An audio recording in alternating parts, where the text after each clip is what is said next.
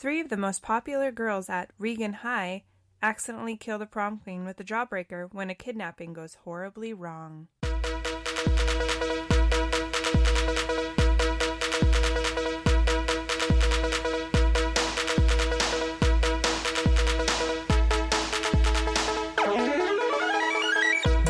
This is Ryan. And this is Ashley. And this is Ruining Our Childhood, a weekly podcast where we remove our childhood goggles and put on our adult bifocals to rewatch and review our favorite movies from the past. That is correct. And if this is the first time joining us, if this is your first time joining us, yes, is what I meant to say, then hi. Hello. Sometimes we don't mess up. Oh, no. We mess up every time. Yeah, probably. Welcome. Hello. We are a couple. We have an extensive movie collection. Couple of awesome people.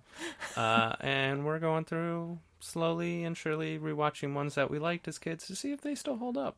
Yes, that's the point of this podcast. Yes. And if you weren't able to tell by the synopsis that I read, we are doing 1999's classic Jawbreaker, starring Rose McGowan and Rebecca Gayheart, among other people that I'm sure we'll talk about eventually. Oh, yeah. And this is a movie, for me, that I've rewatched a lot. I was 13.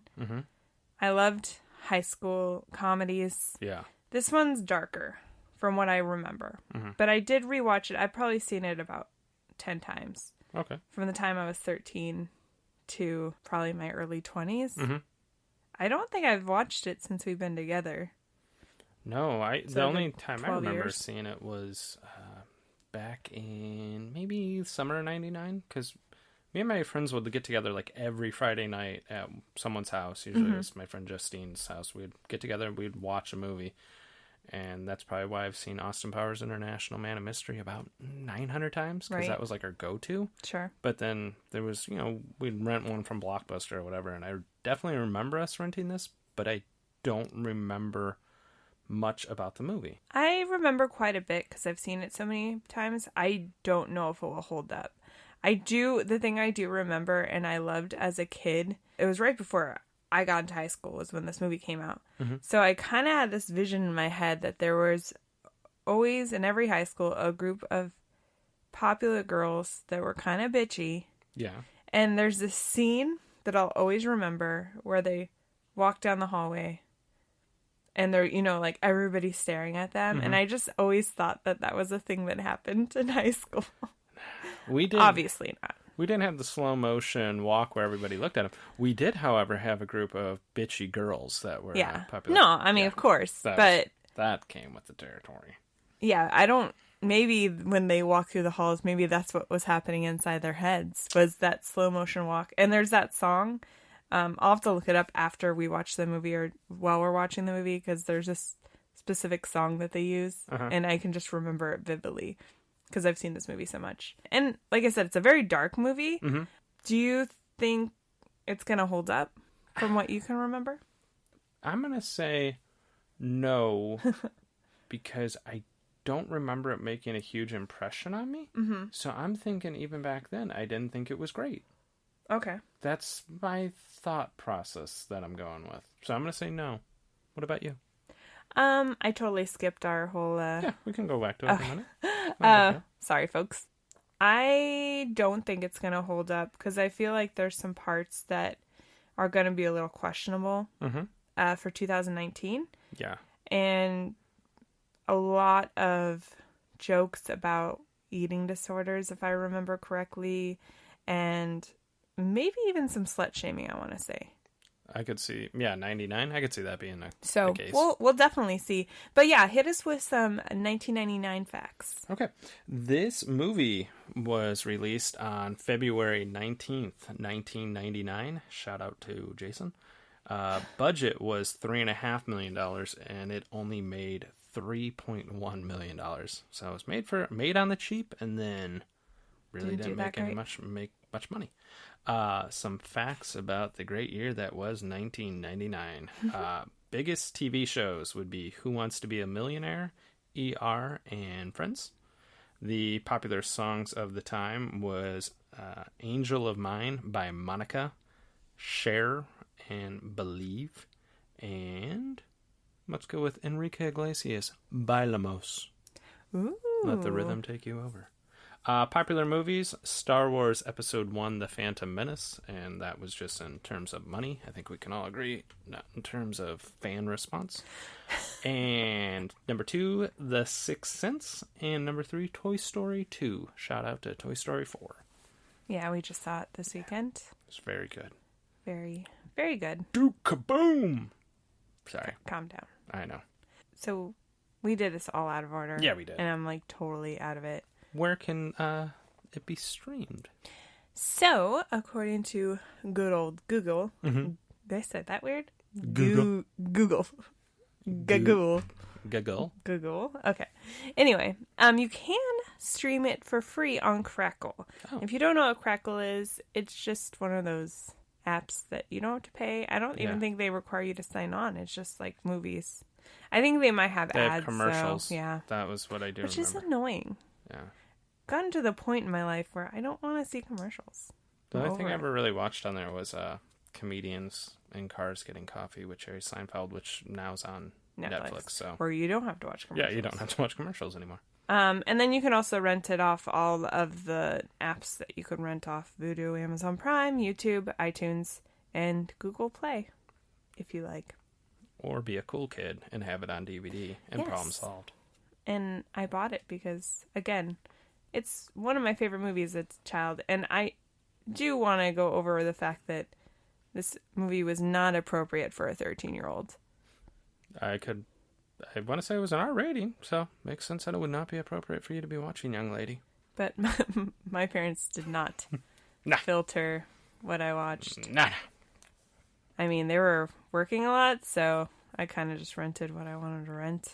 And I would say my friends' parents didn't filter things the best. They would let us rent basically whatever we wanted. Yeah. And then if I didn't watch it at my friend's house, I had older brothers.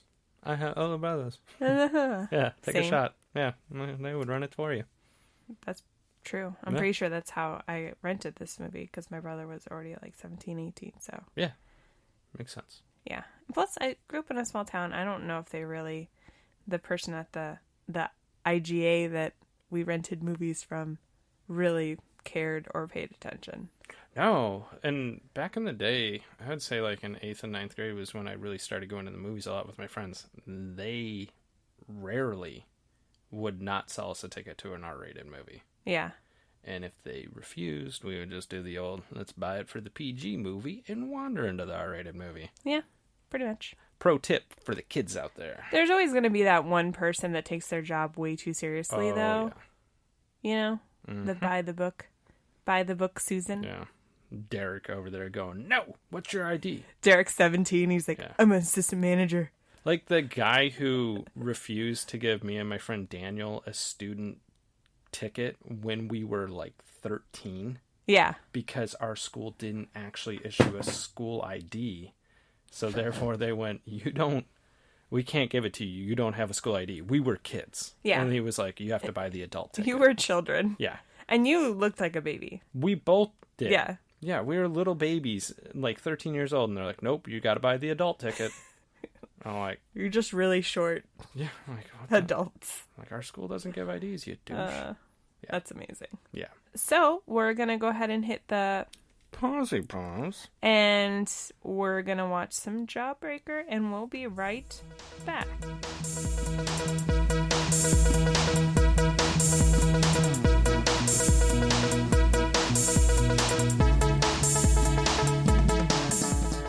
We're back, and we're going to go ahead and we just finished watching Jawbreaker. And we're going to go ahead and break down our movie like we always do. I'm going to kick it off.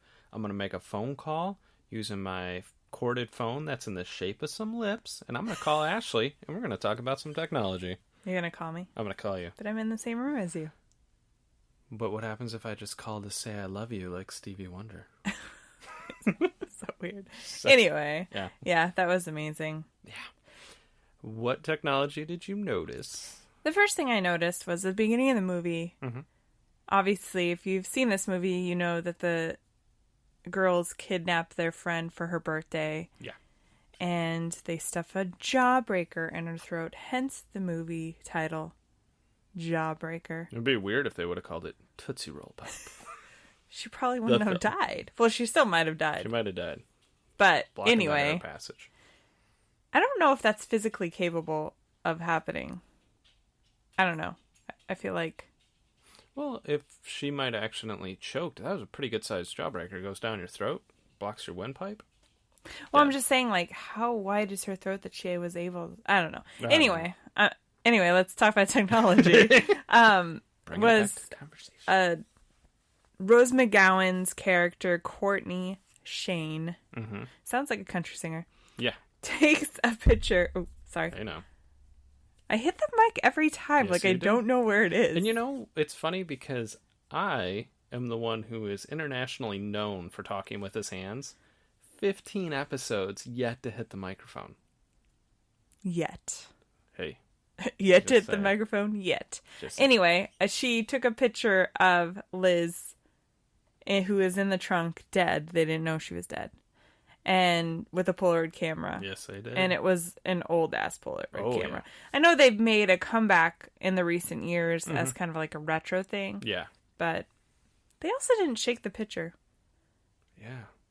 It just developed on its own. Outcast would have been surely disappointed. Yeah, you're supposed to shake it. Like shake a Polaroid picture. Nerd alert. What did you notice? I noticed, I made reference to the corded lip phone. I noticed Fern also had a corded phone and a just obnoxiously massive alarm clock.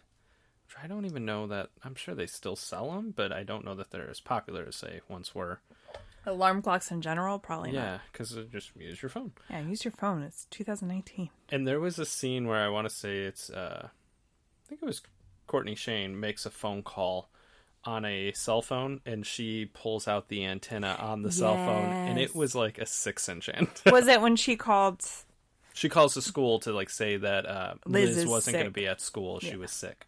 And curveball, she's dead. She dies. Spoiler alert. Yes.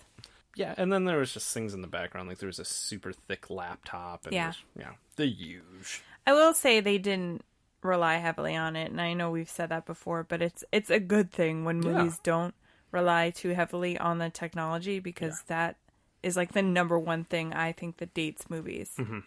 So, yeah, that's the only thing other than Courtney uses a payphone to call the detective, which I'm like, you have a cell phone. You used it earlier. What happened to your cell phone, lady? But that was back when like a cell phone battery lasted about 10 minutes. Also, maybe she didn't want to call the detective on the phone she used to call the school to pretend to be Liz's mother. Touche. She's a smart one, sort of. Not really. Was there anything else? No, that was about it. I did want to talk about the soundtrack because it had some gems. Delightful. Yeah, it had some letters to Cleo. Mm-hmm. And Veruca Salt, Volcano Girls is on it. The Cars. Yes. One of my all-time favorites, Dean motherfucking Martin. Yes. Jamming out. Weird choice of song. Yeah, and then the song that you made reference to earlier, when they were like slow motion walking down the hall, Yoo-Hoo by Imperial Teen. I didn't even know who that was. We had to look it up. I just know that song. When I think of that song, I think of the movie in that scene. Because they do it like 3 times where they're walking down the hall. Definitely. In slow motion. And then the Donnas play their prom. Like they do in every movie that was made in 1999. Yeah, we looked it up. It was driving me crazy. I was like, I know there was another movie. Yeah. And it's funny to me because this movie does follow that classic teen Everything movie. leads to prom. Everything leads to prom. All roads lead to prom. Which gave you high expectations for prom as a teenager. Yeah. Because revelations happened in movies. People confess their undying love to people, or sometimes they accidentally convince them. Yeah, exactly. A murder confession occurs. Yeah. We did have the drama that I've told you about multiple times that occurred at my prom, and where we had the flyers in the bathroom. Oh yeah. No need to bring that back up. So yeah. Well, that just shows you that sometimes certain things are realistic because teenagers are assholes. That is correct. That have no conscience. Yeah, that is correct. Some of them do. I think I did. But I was also a follower, so. Touche. It was just like being popular or being moral. Popularity wins every time. 60% of the time, popularity wins every time. Brian Fantana. Good one. You're welcome. Should we move on to our second category? Yes, we shall. This category is called Kids Would Call It a Throwback. We call it the prime of our teens. And this is where we talk about fashion choices and offensive jokes, dated references. What did you have? The fashion choices, my God. Wonderful. Yes. I noticed one of the characters, her name was Marcy Fox. That was played by superstar actress Julie Benz. Yeah, Foxy. She had a necklace that said Foxy on it. Yes. She wore it pretty much every scene, I think. She did. That was her thing. Yeah. I noticed, I want to say it was Rebecca Gayhart's character was wearing this, like, metal bead necklace. And okay, I yeah. definitely remember, like, having friends that wore them. But they're usually, like, some of the, like, kids that were, like, kind of emo or punk rocker kids, not, like, little wannabe prisses. Yeah, that's true. She So it was was a little very weird preppy. that she was wearing that. What were some of the ones you noticed? I definitely noticed the Foxy necklace because I had an angel one for a while. Because that was very popular. Good choices were made when we were a child. When we were a child. Yep. The thing I noticed was a lot of Julie's wardrobe, which was Rebecca Gayhart's character, she wore a zigzag headband, which I had tens of those. Tens of them. I literally probably had like 5. There was tens of them. We're also talking about the size of our audience. Tens of people. Take a shot. I meant to say shot. I know. But they used to break all the time because I had really thick hair and I would get headaches and sometimes they would scratch your skull. Let me know if you had those same issues. But the other thing, when she was wearing that, she had her hair curled with like this weird flip out. Yeah, almost like she looked a little bit like 50s style. Yeah, but what it reminded me of is in the movie Monsters, Inc. Yeah. The girl that Mike Wazowski dates. She has like the snake tentacles. And they're like perfectly curled out. Yeah. So that's what I thought of. Yeah. I remember the zigzag headbands. Sometimes I would always put them around my neck and then you pushed them up over your face. Sometimes they would hit my eyes. They were so dangerous. And the other thing she had was these like kind of mod style glasses that were like really thick rimmed. Like kind of 60. Shape. Yeah. Yes. In every fucking color. They all did. Yes. Like if you were wearing purple, you had these purple oval plastic glasses. And then my favorite was the ones that Rebecca Gayhart was wearing at one point. They were black with yellow lenses. Yes. And I was just like, oh, God, terrible. What else did you notice? Because I have a couple others. I noticed there was a guy rocking, it was basically a Peyton Manning college jersey when he went to the University of Tennessee. So it was like a burnt orange. So he's wearing this jersey, but he had it tied in a knot in the back to make it tight on him. Which I was like, no guy would wear a jersey like that. Like, that's a little weird. And one of my favorite was there was a scene towards the end where Courtney Shane's wearing this sweater that is a turtleneck, and it looks like, is it Argyle when it's the diamond pattern? It looks like it's an Argyle pattern, but what you realize is all the diamonds are literally just cut out. Her wardrobe was interesting because it was she wore a lot of corsets, which reminded me of Easy A. Yeah. When Emma Stone's character decides to like, well, I guess they're going to call me a slut, I'm going to dress like one. Yeah. She was rocking those a lot, Rose McGowan's character. And there was a scene where she was wearing capris. It was like her purple outfit. Yeah. And she was wearing like a little tie. Neckerchief. She looked like she was cast in grease. That is correct. Interesting enough. We'll talk about that later. Yeah. And the other thing I noticed was Zach, who's Julie's love interest. He's the drama nerd, alternative guy. He had the perfectly coiffed, floppy hair. Yeah. It was just almost annoying how perfectly coiffed it was. His hair was glorious. It was like, it's messy, but it probably takes him 5 hours to do. But yeah, all the clothing was brightly colored. I do remember watching this as a 13-year-old and going, I wish I looked like Rose McGowan. I wish, because she's like perfectly curvy. Mm-hmm. It was just so horrible expectations because these women are obviously all in their 20s. And you know, it's funny though, and this is going to sound mean, but then Rose McGowan, was a pretty girl, like you said, she had perfect curves. She went and got a bunch of plastic surgery and really messed up her face. She did. But honestly, I mean, there's a lot of pressure for women to not age. Yeah. And then when you're an actress and beauty is like your half of your job. Yeah. It sucks because there's plenty of women that have ruined their faces trying to stay young. Yeah. I was just like, man, and plenty of men too. Touche. So, I mean, it just sucks. I mean, some people age really gracefully and or never do anything and they age perfectly well, and then some people just don't have great genes. Yeah. We're all gonna die. Yeah. No, the last one that I had was literally, we'll just call it the Marcy Fox hair. Oh. She at one point had these little pigtails, and then at the prom she has her hair crimped, and I'm just like, oh man. She did have the little zigzags. Which what movie were we reviewing? I think it might have been American Pie, because it was the same year, but had the little like knots in her hair in the top, and they were like coming out like zigzaggy. That, and then also I think Jamie Presley's character. That's what it was, which also came out like a year before. Yeah, 98. Mm-hmm. So definitely a lot of things. Ooh, and Julie's large as fuck hoop earrings. Mm-hmm. Oh yeah, so big. That's. How did you not accidentally rip your earlobe out from how big those things are? I had a couple of those. I remember hoop earrings being a thing in 6th grade though.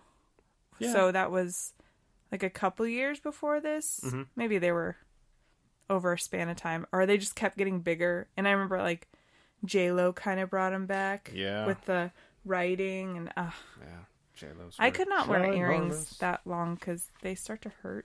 Yeah. Did you have any dated references?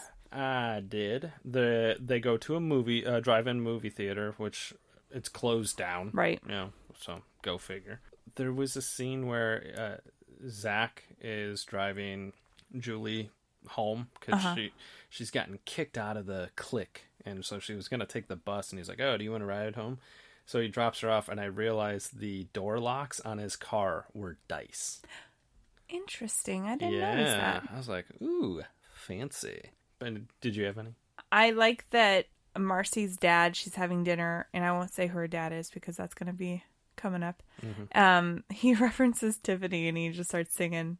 I think we're alone now. Yeah. Yeah. I always remember that part. I did like that they really had to go with that. Zach's in drama, so he's maybe gay. Yeah. Because you can't be in acting unless you're gotta be gay. Gotta be gay. And I'm pretty sure Courtney said to Violet, we can't guarantee his hetero status. So that was amazing. Yeah. And then towards the end of the movie, they start making more lesbian references to Violet / Fern, which is Judy Greer's character. They were calling her carpet munchers and stuff, which I think she may have had a crush on Liz. I don't know if we're supposed to take it like she was like attracted to Liz, or if she just, wanted to be her so bad that everything that Liz did was like perfect, which Liz is the character that unfortunately dies in the beginning of the movie. So yeah, they don't really they show like maybe she was idolizing her type of thing, but also like you said, there could have been some romantic interest in there. Definitely. The other one that I noticed was when Zach does drive Julie home. I keep wanting to just call her real name, and she writes her phone number on his hand. Nice stuff we don't do anymore. And then I don't even know my own phone. Yeah, I don't know. I literally, one time I was filling out a job application, so this was 20 years ago, and they asked me what my phone number was, and I had to call my friend to ask him. I literally was like, this is gonna sound stupid, and I am not joking, but what is my phone number? I mean, it's true in the sense that you don't call yourself. Exactly. And Daniel, luckily he picked up and he was just like, "Are you joking?" And I was like, I never call myself. And he's like, "Valid point." And he gave me my phone number and I was like, "All right, I'll talk to you later." I feel like now, like when you're buying something online or filling out any forms online, that's the only time you use your phone number. So now it's like, it seems like I use it more. Yeah. But when you're younger, how many forms are you filling out? And it was one of those days I just had a brain fart. I was like, I know my phone number, but not that day. Couple other more offensive things was like they refer to the Karen Carpenter table at school. I'm like, it's always classy. They're talking about how they don't eat in front of people. Yep. Which really also is a great lesson to teach young girls who are watching this movie. Don't eat in front of boys because they'll think you're fat and they'll think about you pooping. Yeah. Yeah. And then also they reference the deaf, dumb, and blind tables at school. Yes. During that scene. And I was just like, just all the classiness. I almost feel like they could get away with that now because of how horrible Rose McGowan's character is. She is this horrible person. Yeah. Who does not give a fuck. She is the Regina George. I mean, I like to use that movie because everybody's seen Mean Girls, right? I would hope. But she is like the Regina George, but worse, because there's no redeeming qualities about her. Yeah. No. Hey guys, we want to talk to you a little bit about the Podcoin app. Yes! The Podcoin app. It pays you to listen to Ruining Our Childhood, as well as your other favorite podcasts. You can use the Podcoin you earn to claim gift cards for some of your favorite stores. What? Starbucks? Check. Amazon? Correct. Target.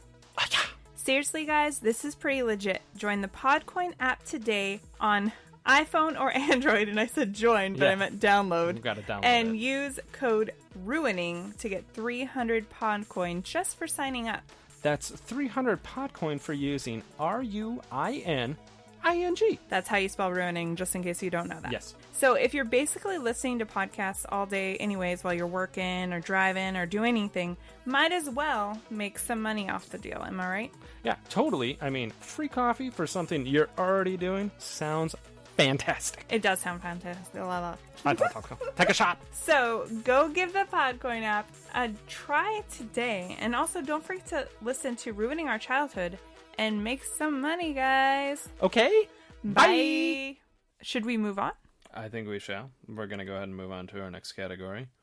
Well, hello there. Yes. It's our category where we talk about any cameos or famous, recognizable actors or actresses that we may have forgot were in the movie. And in my case, I just wrote down, like, holy crap, this person's in a whole... Because I literally, outside of, like, the only, like, the main three characters, I didn't remember anybody in this, so I was that guy. Did I spoil the Judy Greer for you by mentioning her? A little bit, but oh, yeah, I would have remembered that. I always remember her character because she's a pretty prominent character. Yeah, she is. My first one that I was excited that I saw was Carol Kane. Mm-hmm. She played, I'm guessing, the principal. They just call her Mrs. Sherwood, and she had her own office, so I'm guessing she's the principal. But they never really they don't call her Principal Sherwood, so it's hard to say. But she is a teacher / authority figure at the school. Yeah. And it's I just love her because obviously Unbreakable. Kimmy Schmidt, and she's been in a bunch of things. God. Scrooged. When I was a little kid, I would watch reruns of Taxi with my mom, and she played Andy Kaufman's wife on that show. Yes. Which just tells you how many years Carol Kane's She been looked so young in this movie. That's the thing. I was like, this is 1999, and she was on Taxi in the late 70s, early 80s.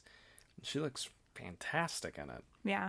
What was another one? One that I picked up on was Pam Grier as Detective Vera Cruz, which I didn't get. At one point, she literally was, they're interviewing the kids about the death of their friend, and she says to one of them, she's like, I'm Detective Cruz, but she, like, went with this heavy Latino accent when she said Cruz, but then she talked everything else like Pam Grier would talk. Right. And I was just like, well, if you wanted someone Latino, why didn't you get someone Latino? Yeah. Why did you get Pam Grier? I don't know. Maybe she's supposed to be from the Dominican Republic. Maybe, but yeah, it's like this was. It was weird. I do, because I was just, when she said, I think she was introducing herself to Mrs. Sherwood, Carol Kane's character. That sounds right. And she's like, I'm Detective Vera Cruz. And I'm like, is her last name Vera Cruz? Because that's a name. Or is it Vera Cruz? But then later she says Detective like, Cruz. But you can call me Vera. And then also I was like, for a second I went, is Pam Grier going to talk with a Spanish accent the entire movie? And I was like, let's watch. And then no, she just went back to talking normal. She just, it's like the really white people that say, if they say like guacamole, like really. It's a guacamole. Or fajitas. Yeah. Like, don't do that. Please don't do that. Yeah. Oh, and Jeff Conway played Marcy's dad, and he was on Taxi with Carol Kane. And also Grease. And Grease, yeah. We mentioned Grease earlier. But yeah, that's what I was like, oh, he was on Taxi. And he has a lovely singing voice. Yeah. Unfortunately, he is not with us anymore. Yeah, he looked really good in this movie, though. Yeah. But, I don't know. Before drugs ruined his life. Who else do you have? I noticed Tatiana Ali, which ironically has like little to no lines in the movie. I didn't even know her name until halfway through the movie. I didn't even pick up on her name. She was just kind of sat in the background. There's a scene, because in the beginning of the movie, Rebecca Gayheart, she sits behind her in one of the classes. Like anatomy or something like that. Yeah. And then later in the movie, when Rebecca Gayheart has been pushed out of the group because, go figure, she wanted to call the police the minute all this shit happened, but then Rose McGowan was like, we're going to get in trouble. Even though, probably not even. Yeah. They're really making it a big deal. I mean, it is a big deal. You murdered your friend, but it was an accident. Yeah. And if you call the police right after an accident, less likely something bad's going to happen to you. Yeah. Lesson learned, kids.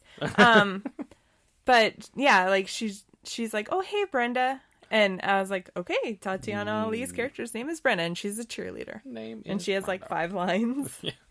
The other person I saw, but I remembered him, but I know you hadn't seen the movie, was Marilyn Manson. Yes. Who at the time was dating Rose McGowan. Mm-hmm. And he looked extremely normal because he did not have any of his Marilyn Manson get-up on. So he just looked. We actually commented, we're like, he looked like Pablo Schreiber as Pornstache from Orange is the New Black. He did. Like, he just looked like him if he had long hair. That's true. You know, if they ever did a Marilyn Manson biopic, I would cast him in a heartbeat. Yeah, Pablo Schreiber. Like Pablo Schreiber. Then I noticed Lisa Robin Kelly, who played Eric Foreman's sister on That 70 Show. She has a very small part. I think she maybe has 1 line. Yeah. Maybe she was in the rest of the movie and I never noticed her. Mm-hmm. But the first time I noticed her was when everybody's making fun of Fern and throwing stuff at her in the hallway. And I was like, oh, that's the girl from That 70 Show. And then in the prom scene at the very end, she's like in their little girl group. Yeah, she's literally credited as cheerleader number 2. Oh, wow. Like no fucks were given with that name. Did you have anybody else? Because I think that was all I had. Just the other one, and we mentioned it prior, was the Donnas. Oh, yes. Are in it, but that's all I had. Awesome. Let's move on to our next category called Is It Even Good? Where we discuss the plot and the casting choices, and we tell you our funniest and cringiest picks of the movie. What about the plot for you? I think the plot was fine. I'm not going to say it was good, but it was fine. That's all I have to say. Kids, because I think it's believable that kids would kidnap their friend on their birthday. Because they said they were going to take her to go get waffles. Yeah. Like, that was the big plan. Like, I'm like, that's in believable. her underwear. Yeah, nice friends, kidnap her. But I remember, like, at the school I went to, they would do kind of like a hazing for, like, the cheerleading squad and stuff. They would go kidnap the new freshmen every year, and they'd make them dress up in the most embarrassing crap they could find in their bedrooms. So I'm like, that was believable. I'm like, the idea that your friend dies in the trunk of your car and you don't give a crap, within 10 minutes, you're like, wow, we got to go to school. That's definitely mostly Rose McGowan's character, Courtney. Yeah. And that's kind of how you know, like, maybe she did it on... They never really even say if she did it on purpose. No. But at the same time, they did, at the beginning of the movie, Judy Greer is actually narrating and talking about this group of girls that she idolizes.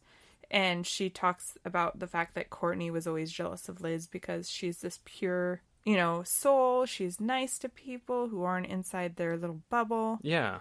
And, I mean, her last name is Purr. So. Yeah. I always feel like she's pure and perfect. I agree. The plot was over the top. It was more believable than a movie that I kind of compare it to as Heathers, because it's this dark teen comedy. Yeah. Set in high school. And the sense that it was an accident is a little realistic, but I just don't feel like the overall plan and all the stuff that happened afterward. So pretty much the whole movie was not believable. No. But I also felt like it was realistic that it was so easy for the police to believe that Liz was a slut. Yeah. And that she wasn't innocent. And she put herself in harm's way by being promiscuous, which was all like Courtney's plan after she dies. My thing was, we've watched, fun fact about me and Ashley, we love true crime. Yes. One of our jams is Forensic Files. Keep that in mind, folks, for possible future reference on a future podcast that we might do. So they carry Liz out of the trunk of the car where they had her. And when they pop the trunk, a rigor mortis has already set in. She looks like she's been dead for a week. Right. Issue there. But she was like baking in a trunk for But school I feel day? like...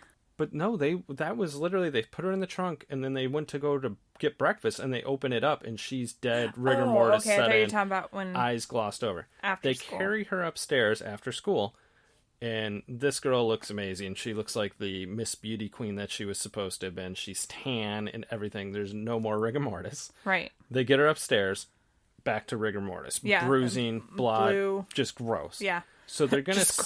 just gross. They're going to stage a crime scene. Right. Now, fun fact about rigor mortis.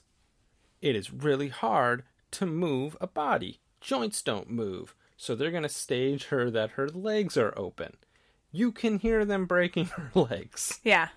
So I'm like, when the police get there and start their investigation, they're going to notice, holy crap, what happened to this dead body? When they do the autopsy, they're going to be like, there's definitely some breakage that happened Post rigor mortis. Yeah. No, and I'm like, DNA, like their DNA is everywhere. Like how, other than maybe they could be like, well, maybe they had a sleepover a couple of nights before and then she didn't take a shower for 2 days. I don't know. Yeah.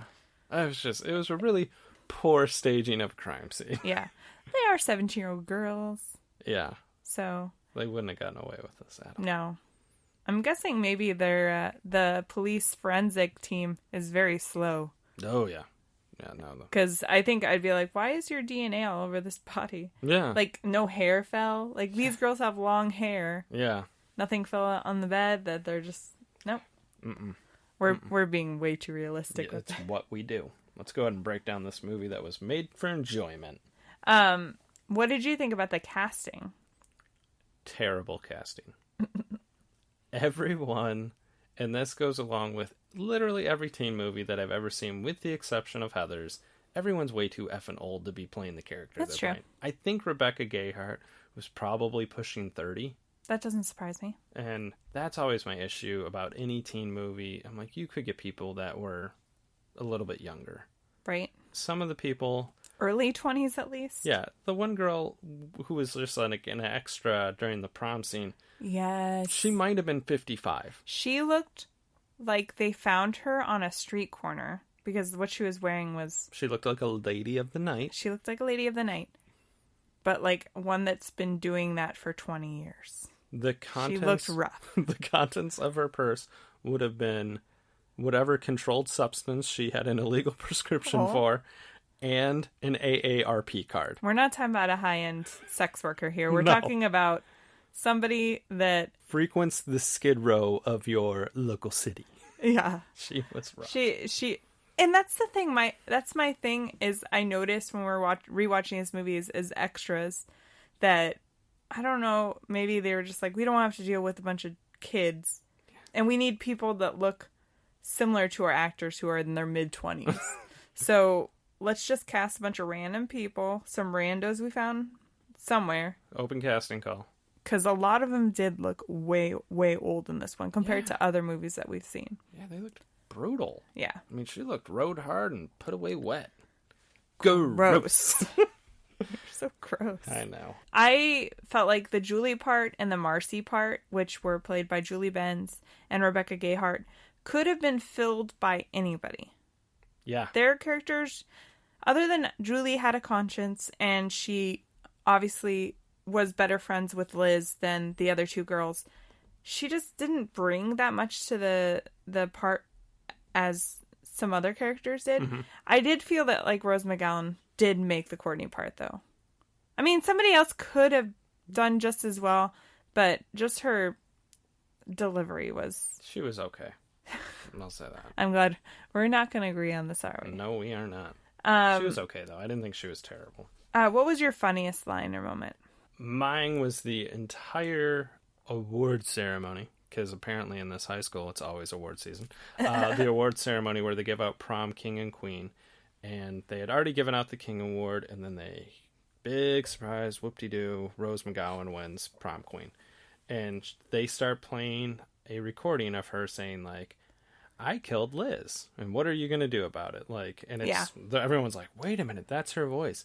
She's standing there on stage while this is played about 15 times on a loop. Just no fucks left to give. She does not care. She's just like, and it's also, I'm like, that's my knock on Rose McGowan, was just that portion where she's just kind of standing there like no reaction.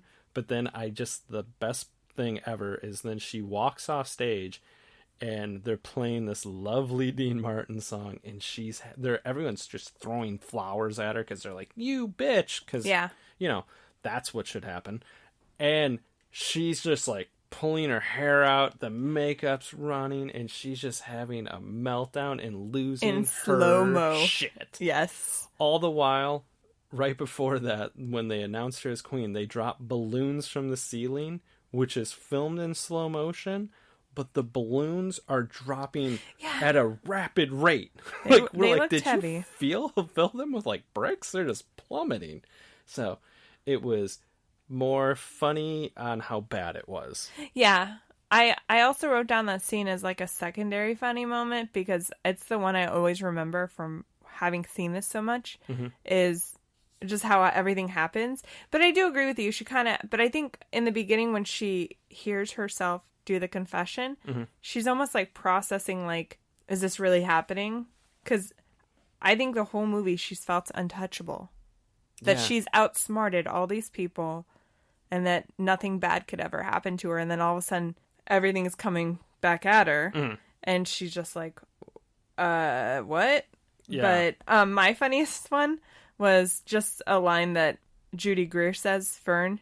And she's like, she's so evil and she's only in high school. Like, it was just funny the way she said it because it's true. Like, why is Courtney so evil at 17 years old? Yeah.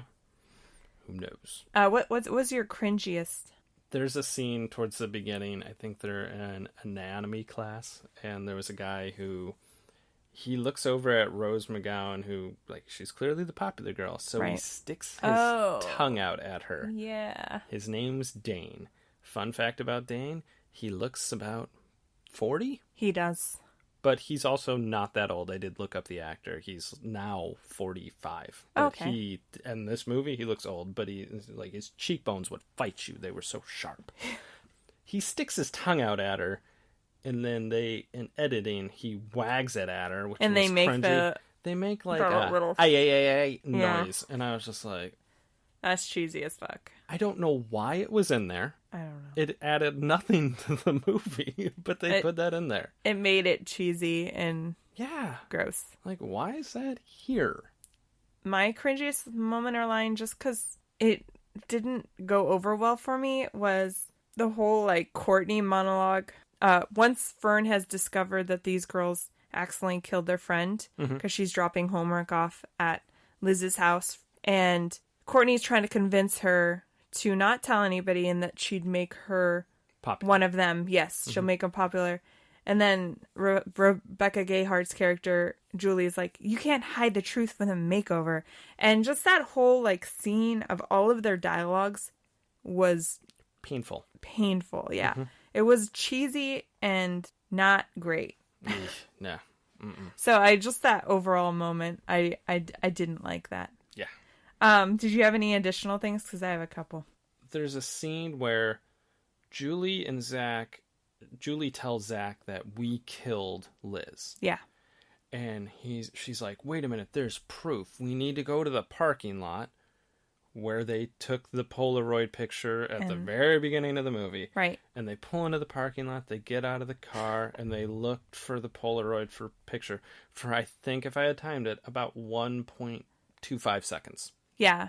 I mean, they get out and they went, well, it's not here. It's kind of like little kids when you're like, find something or find your shoes, and they look around for 5 seconds and they're like, I can't find them. That was them. Yeah. They did not look very hard. I was like, well, that was pointless. And why did you even put it in the movie? It was. And I like how he was so, like, okay with the whole thing, too. Yeah. Oh, you wasn't freaked out.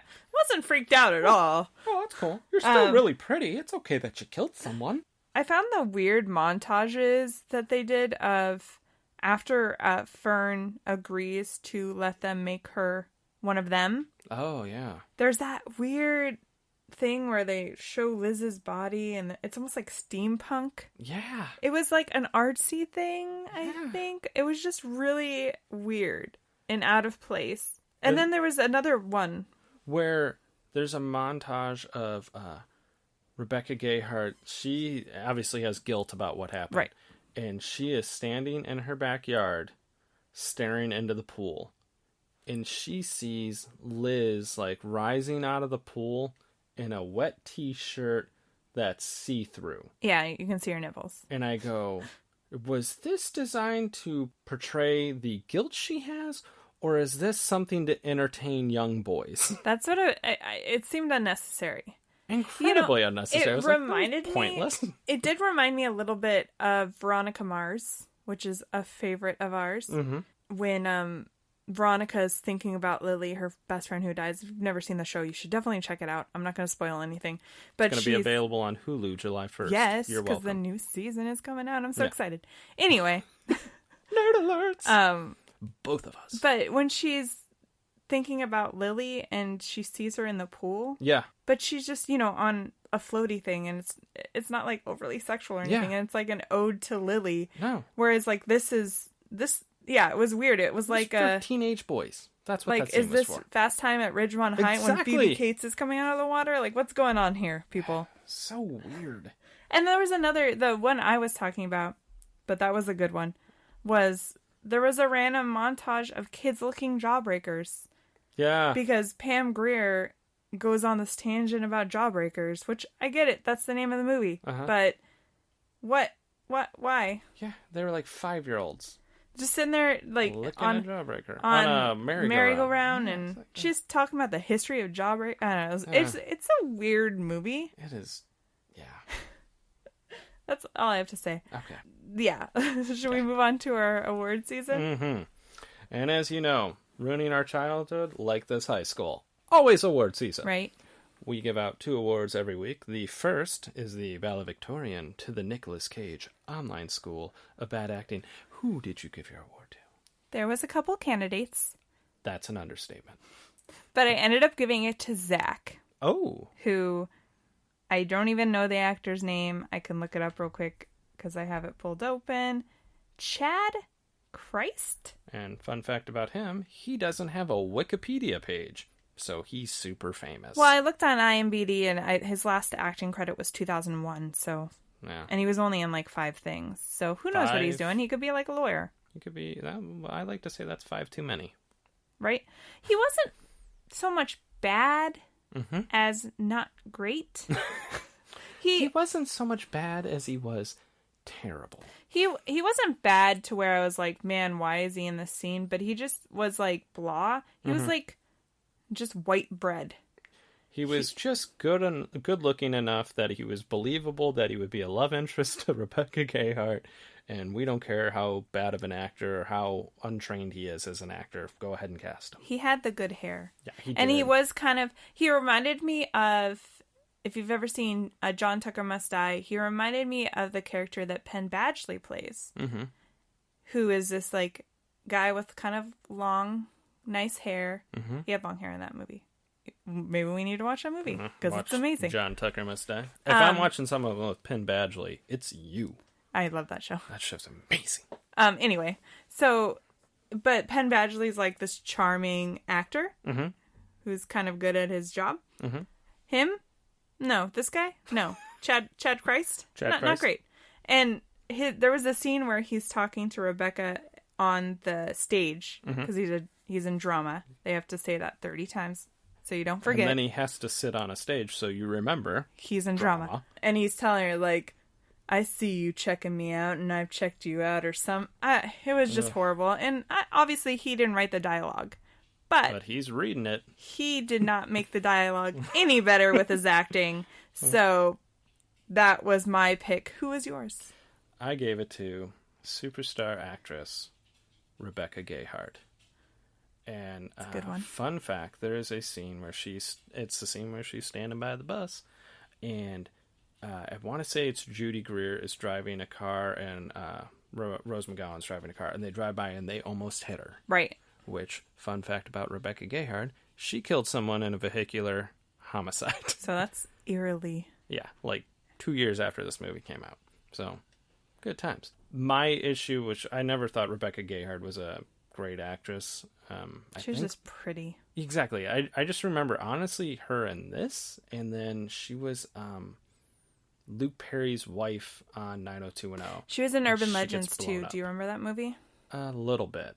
But that's the only other movie I remember her from, really. So but she's, obviously again, 90210. Like, she got where she is because she's pretty. Yeah. She has big eyes. She looks like Disney princess. Yeah, she's the living embodiment of a Disney princess with pretty curly hair. She's confronting Rose McGowan, and there's a scene where she's going to push her against the locker. And you can tell Rebecca Gayheart basically lightly placing her hand on Rose McGowan's shoulder, and Rose McGowan kind of just slowly steps backwards.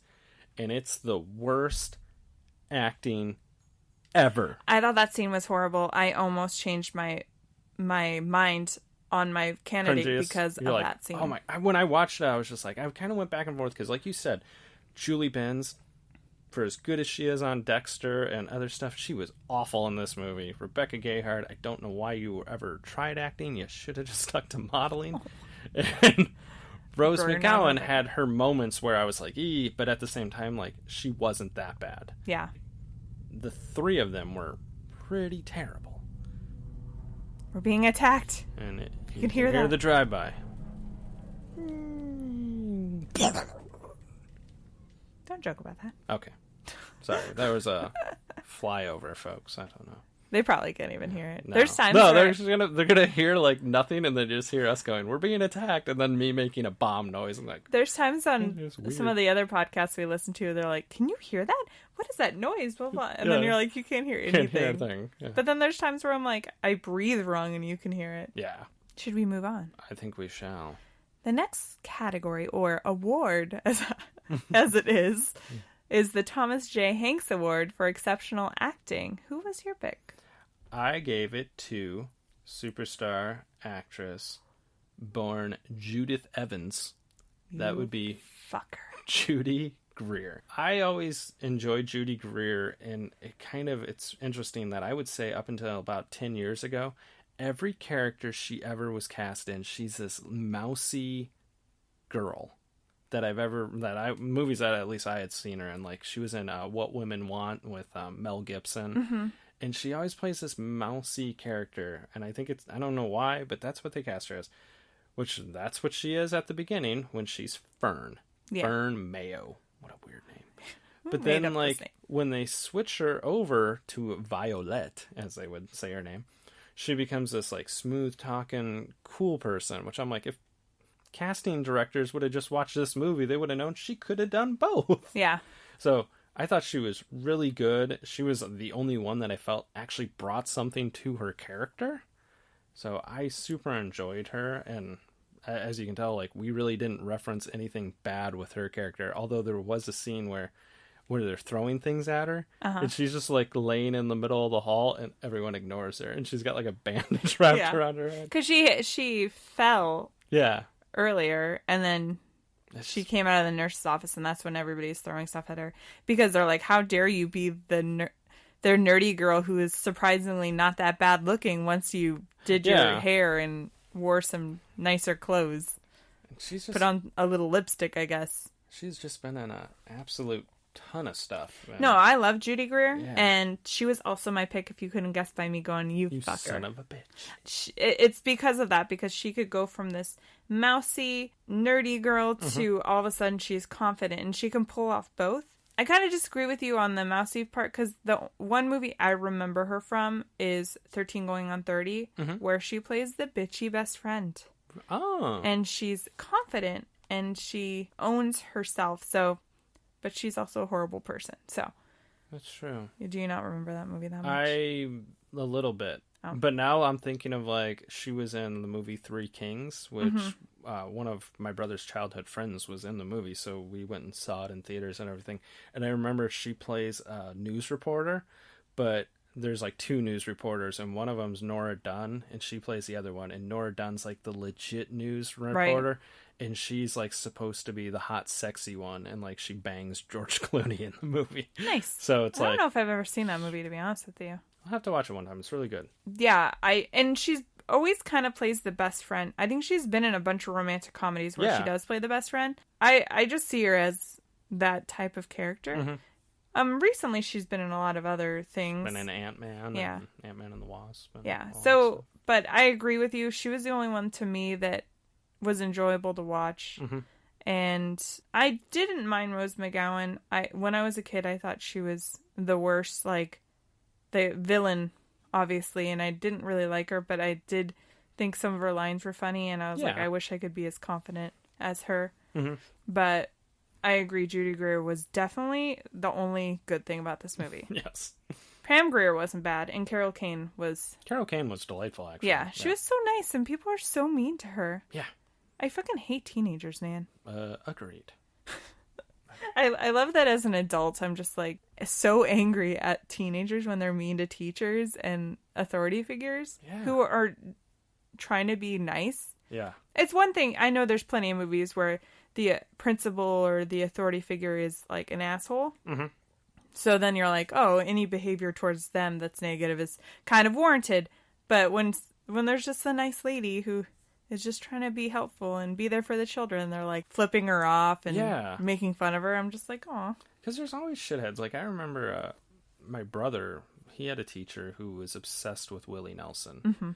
And these asshole kids, he had all of his Willie Nelson CDs at school. And these asshole kids stole his Willie Nelson CDs. And my brother was like telling me, he's just like, everyone's like, dude, that's so effed up, because he was the nicest teacher. Yeah. He was the teacher who, I had him as an English teacher when I was a senior. He would always call you your last name, Mr. or Miss, because he's like, you're an adult, and if you're expected to call me this, you're an adult now, so I should call you that back. And I remember my brother was like, a bunch of the kids got together, and they took up a collection, replaced his Willie Nelson collection, and bought him tickets to go see Willie Nelson, because they're like, that was so effed up. Yeah, there's just so many, I think there's a lot of teenagers that still don't, like, it takes them a while to get that conscience. Yeah. Like, I know kids don't really have it, or their kids are developing it, so there's stuff that they don't understand. Should we move on to our final thoughts? Yes, we shall. What's your final thought? I think it's the old, does it hold up to your adult standards? I thought here's the thing, I don't think it's good. And here's the thing. It's not a good movie. I think when I watch it, I go, it seems like it's a bad knockoff of Heathers. It is. And it's truly a bad version of it. I think Heathers is they accomplish the same thing, and they accomplish it much better. Yeah. It's more enjoyable. It's darker. It's funnier. It's more... This movie... clever. Yeah, this movie, like, it's got bad acting. It's got everything you want in life. Bad acting, bad writing. The only part that I liked was the soundtrack. The soundtrack was good. Yeah. But I also consider this movie came out in a year, I feel like a slew of teen movies came out. And a lot of them are forgettable. But as a kid, I latched onto them because there wasn't tons to latch onto. Yeah. You bring up a valid point. This came out like a couple weeks before Cruel Intentions. Yeah. And then American Pie came out that year. I'm pretty sure there's more. I know there's a couple other teen comedies that I own that weren't, you know, on the same caliber as like American Pie in popularity that maybe we need to consider watching because I doubt that they'll be as good. Like Whatever It Takes, which was a personal favorite of mine. Mm-hmm. But I don't think it holds up. No. I did enjoy watching it again because I think the things I like about it are I love the clothes because it reminds me of when I was a kid, I idolized their clothes. Yeah. I thought their clothes were amazing. Kind of like watching Clueless, where I still think their clothes are amazing. But it's these bright colors and it's kind of bad when your movie, when that's the only thing that stands out is the music and the clothes. Yeah. Obviously, a movie like Clueless, which you could also compare it to in the sense of had amazing, memorable clothes and music, also was a really well done movie. All you got to say is 2 words. Paul Rudd. Paul Rudd. Boom. Donald Faison. Yeah, that's all you need. Paul Rudd. Makes everything better. I would definitely maybe rewatch it if I like found it on Netflix or something. I put it in the same boat as like we said a couple weeks ago with Gone in 60 Seconds. Like, it's a terrible movie, but it's entertaining. Yeah. I can't remember the one that we watched a few weeks prior to that where we're like, no, I have no desire to ever watch this again. It was that bad. Whereas I'm like, yeah, I'd watch it again, but it wasn't good. Like, yeah. You know. Also, fun fact, because I was just thinking of like all the movies we've done. I didn't know if I realized this, but they're redoing The Craft. Yes. Yeah. So if you haven't really listened to a lot of our episodes, we do review The Craft. Back in the archives. Yeah. Check it out because like we have some words about that movie. Yeah. So, yeah, I mean, that's it for us, guys. This one did not hold up. No. Let us know what you think if you want. Just head over to our Facebook page. Leave us a message. Mm-hmm. We would be really interested in knowing what you think of all the movies reviewed. You know, which ones you disagreed with. Yeah. Yeah, if you think it held up and be like, you know, tell me and Ashley that we're full of shit. Fight us. I'll fight you back. With words. Yeah, no, I'm not going to actually come fight you. You'd kick my butt. I'm not a good fighter. As always, we ask that you possibly leave us a review and throw us a subscribe on the old Toonie Tunes. Yes. And also, you know, if you like it, tell a friend, please. Yeah, tell a friend. Or, like Ryan said before, if you don't like it, tell an enemy. An enemy. An enemy. Give us a follow on Take a Shot on Instagram at Ruining Our Childhood. And Facebook, also at Ruining Our Childhood. Mm-hmm. And then over on the tweets at at ROC Movie Podcast. I can't talk or read, apparently. Yeah, it's like right in front of you, man. It's literally written down for me. Thank you so much for listening, and I hope you enjoyed this episode. And I don't know why my voice went up high like that. Yeah. Thank you so much for listening. And we'll see you next week. Bye. Bye.